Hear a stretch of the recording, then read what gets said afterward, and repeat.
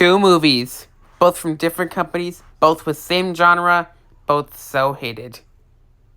Guys, prepare yourselves for my review of the most underrated movies, Disney's Wish and Skydance's Spellbound. Let me tell you what they're all about. Spoilers ahead if you haven't watched them.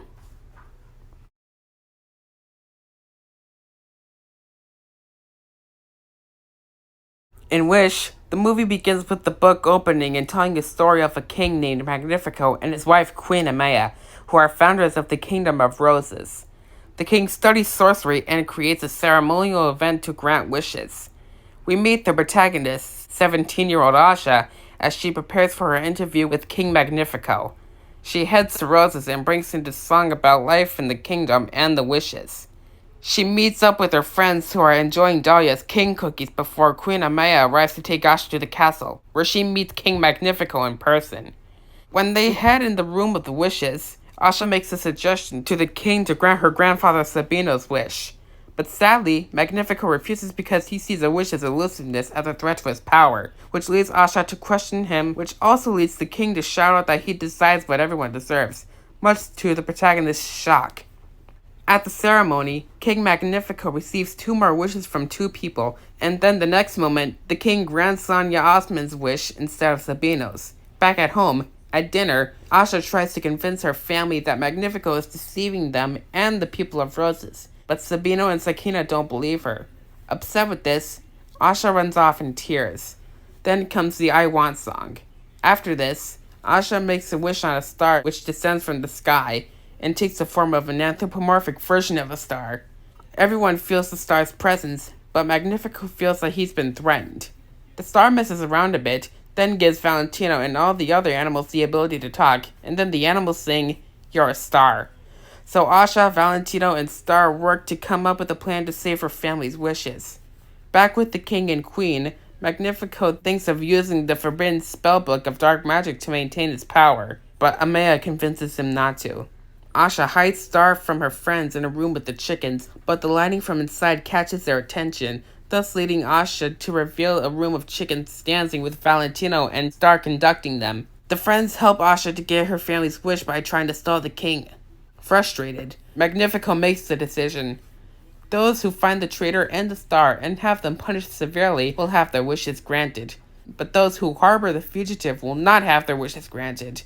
Meanwhile, the main trio head into the castle to find the wishes, only to find a fire burning some materials, but also succeeding in the process. Magnifico heads back upstairs in his castle while the trio hide from him. Fed up with everyone questioning him and his power, he had no choice but to inject himself with dark magic. Heading back home, Asha gives her grandfather the wish, but Magnifico catches them red-handed with the wish and Star, and his power of dark magic has worsened. So the family has to flee from home, but Sakina feels the pain from inside her. Grief. Asha blames herself for Roses being at risk, but her mother and grandfather blame Magnifico for it. Asha decides for all of Roses to know about the king's true natures, so she, Val, and Star head back to Roses, but Sakina and Sabino have to stay safe away from the king. Speaking of the king, Magnifico crushes 3 wishes to increase the dark magic even more. At a town meeting, there are false rumors about Asha being the bad guy, all because one of her friends, Simon, betrayed her and turned her in. So his wish is granted, and he became a knight, but he also became the king's henchman and turned in the rest of his friends. The trio find Asha's friends and tell them about Magnifico's evilness. Our heroes decide to fight back against the king, with Queen Amaya on their side. As Magnifico crushes more wishes, Amaya gets him out of the castle for our heroes to free the wishes, but Asha has to lead him away from the kingdom by engaging in a chase scene. Also, while Dahlia helps Amaya out on how to get rid of the dark magic in Magnifico. The friends succeed in freeing the wishes, but when the fugitive chase ends, Magnifico is revealed to still be in Roses, and the Magnifico chasing Asha is actually Simon disguising as him. However, the animals face off against him. Back at Roses, Magnifico traps Star and the wishes and reveals his evil natures to the citizens. Asha returns to the kingdom to confront Magnifico. Magnifico traps Star and his staff and straps Asha and everyone down on the floors and says no more challenging him and no more hope or dreams or any chance to rise up. But Asha remembers the message the talking animals told her and encourages the people to join her. The strength of desires overpower Magnifico's magic, defeating him and freeing Star and the wishes. Star grants all the wishes to Roses, and Asha reunites with her family and friends. Simon returns to apologize for his actions. Magnifico returns to beg Amaya for help, but ends up hanging in the dungeon. With all the wishes granted and everyone getting what they want, Star gets back the stick Simon broke and turned it into a wand. Asha takes it, but still has a little trouble with the magic. Then the movie ends off with Asha saying just keep wishing and Star setting off fireworks and winking at the camera, and the book closing. In Spellbound, the movie begins with Princess Elian flying with her friends. Receiving a stress call from one of her ministers, Elian heads back inside the castle and shows us around the kingdom, and her parents, who have turned into monsters courtesy of a dark spell. Elian and ministers Nisara and Bolinar have been trying to hide the monster-fied king and queen from the general, the guards, and the people of Lumbria. Elian is stressed with having to deal with her parents acting like monsters, so she turns to two oracles for help, which they accept in doing so. Nizara and Bolinar come up with the idea of getting rid of the king and queen and having Elian take the throne as queen. Elian and the ministers make a deal. If the oracles can help turn the king and queen back into humans, then Elian and the ministers get their normal lives back. If not, Elian will be crowned. The oracles arrive at the kingdom, but before they can tell Elian how to break the spell, the monsterized king and queen scare them off. Elian tells them off, but becomes more devastated. She reluctantly accepts her new position as queen. After she apologizes to her parents for blowing up at them, she sings about how great her life had been back then, and wants to find a way back to the way it was before. When she wakes up, she finds that her parents are out of their cages. The king and queen wreak havoc in Lumbria, causing them to be arrested. The general decides for Elian to take her place as queen, and for the monsters to be sent away. Elian, unwilling to take the throne and live a life without her parents, she decides to take matters into her own hands. She uses a fob the oracles had, and to make the monster cages walk, and our heroes evade the guards and run out of the kingdom. During a chase scene, Nizara sends Bolinar to get Elian, but Flank uses the fob to accidentally switch bodies with Bolinar. As the four lose the guards, they end up in the forest, and Bolinar, who is in Flank's body, smells pasta. Elian finds the oracles at last, and tries one last time to figure out how to break the spell. The oracles finally tell her how to break the spell by looking for the light shining through, but warn her about the darkness in song form.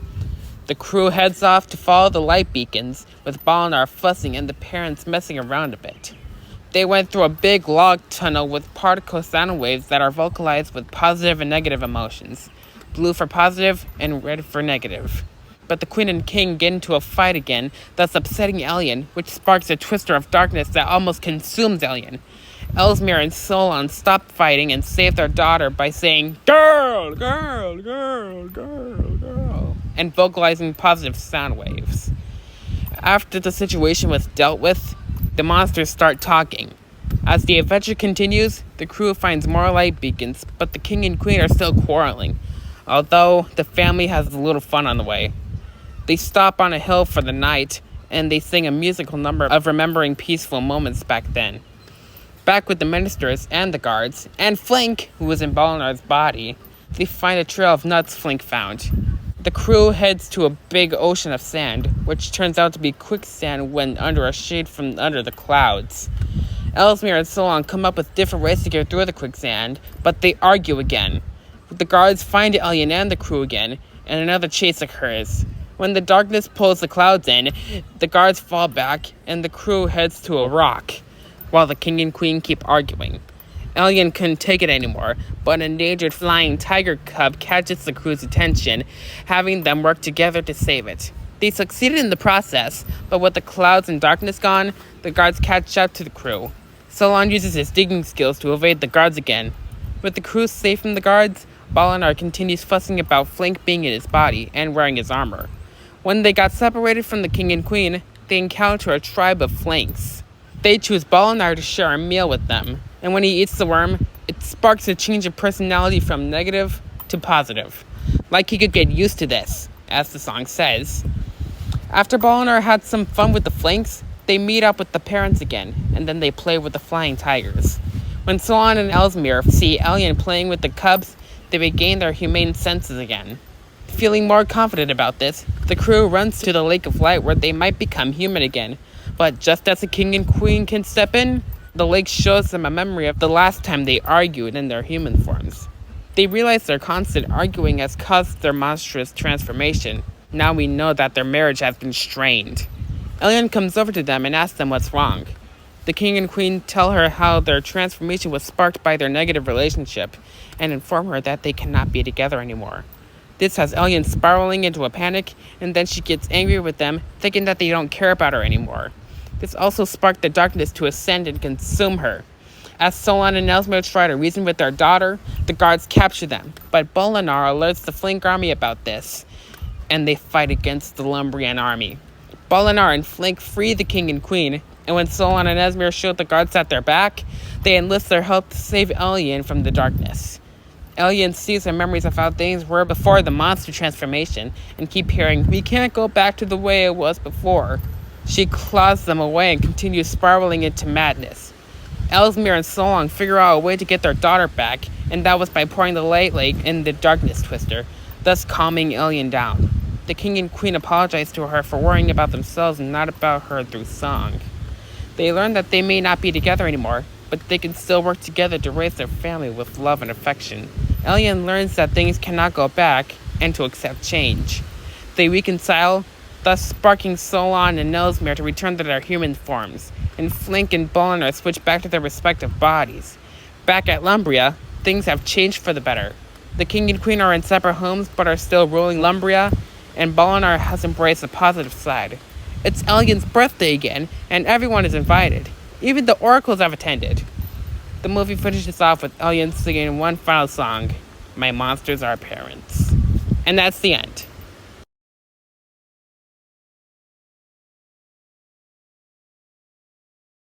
So what do I think of these movies?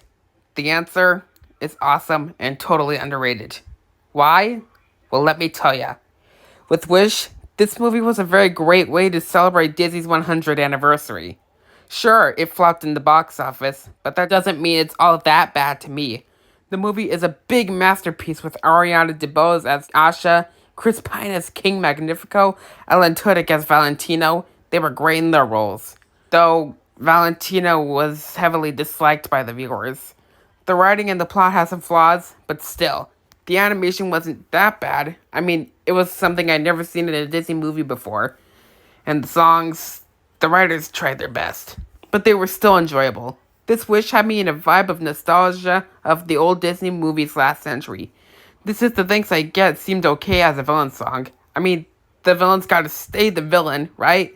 From what I've seen, with the quirky female protagonist, the plucky comic relief that was seen as a scrappy character, a little glowing star that makes the magic happen, and a straight-up villain, like the old Disney movies had. Not to mention that Queen and the protagonist's friend group, I think Wish was a superb and unforgettable masterpiece that represents the magic of Disney, and it's superior to Strange World in my book. With Spellbound, I thought that movie was pretty good too. The writing was okay, the animation was splendid, the songs and music I enjoyed. I really loved the way it was before. Both Rachel Zegler's and Lauren Spencer's versions. I liked that the actors did a pretty amazing job voicing the characters. Rachel Zegler had a beautiful singing voice, and she did great in her role as Princess Elian. It was good to see Nicole Kidman and Javier Bardem voiced as Queen Ellesmere and King Solon. Flink was pretty cute too. And let's not forget Jennifer Lewis and John Lithgow as Minister Cesara and Bolinar, and Olga Merediz as General Cardona. And I almost forgot that John Ratzenberger was a part of this as well. Oh, and Nathan Lane and Titus Burgess were a perfect fit in the roles of the oracles. I like that Alan Menken, the composer, wrote the songs that are similar to Disney's style of music. And what I've learned in this movie about family dynamics, emotional struggles, and divorce, it's very common for us to understand. Divorce occurs when a married couple isn't happy together and are always arguing. Though I may not know much about divorce, but I don't think that's a bad thing. And I'm glad Ellesmere and Solon worked things out with it. I can tell a lot that both Wish and Spellbound did not receive great reception. because I know that people hate both those movies, and some like one of them more than the other. With Wish, the viewers didn't like the writing, the animation, the songs, nor all of it. I heard that some of them said that the whole film was Disney's disappointment. The villain song was less villainous, like it's more pop than evil. The songs being crappy and King Magnifico being seen as the best character and the real hero of the movie, which is what makes Wish more bad. I even heard that a user had been demonizing Asha, like calling her the real villain and seeing Magnifico as a victim. I sympathize more with Asha than I do with Magnifico. She lost her father at a young age and was close to him. She wanted to befriend Magnifico and learn about magic. Magnifico is not as sympathetic as many viewers make him out to be. He was quick to yell at Asha when she questions his methods because he only grants wishes that are more convenient for him and locks everyone else's in his room. Not to mention that he made Simon his minion. With Spellbound, it's gotten so much more hate than Wish did. People have been calling it a Disney ripoff, a knockoff of Wish, even a movie worse than Wish that normalizes divorce with mediocre animation, atrocious songs, and a confusing message. Although they have a good reason not to like Spellbound. You know, I'm starting to think that people are starting to become more nicer to Wish since Spellbound came out. But I tell ya, not everyone hates those movies. I like both Wish and Spellbound equally. But if you don't like these movies, or one of them, I can handle your opinion. However, that's enough of my opinion, so let's get to the reception.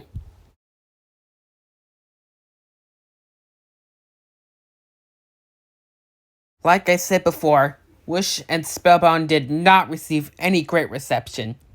Speaking of reception, Wish made $255 million worldwide in the box office with an approval rating of 5.6 out of 10. It was most likely an average grossing film, and some of the reviewers had some things to say about the film, like Disney meets ChatGPT, and had its moments but overall a bit meh. Another Disney flop, and also not that bad but deserved to be better. Spellbound received many mixed reviews from the critics, with an approval rating of 5.4 out of 10.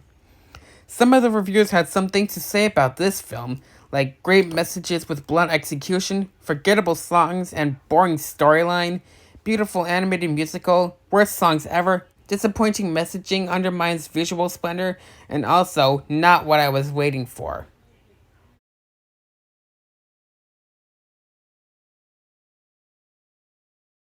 I still enjoy musicals in some movies of the 2020th century, but there are some other worse movies in this century like Madam Web, Morbius, Megamind vs. the Doom Syndicate, Joker Folie à Deux, Mulan live action remake, Peter Pan and Wendy, and Cuties. Overall, Wish and Spellbound were enjoyable in my opinion. Asha and Alien are my favorite characters, and I give a 9 out of 10 rating for Wish and an 8.5 out of 10 rating for Spellbound. Well, that's all there is to say about these films. I'm Joshua Lane, and this was my double movie review video. Peace!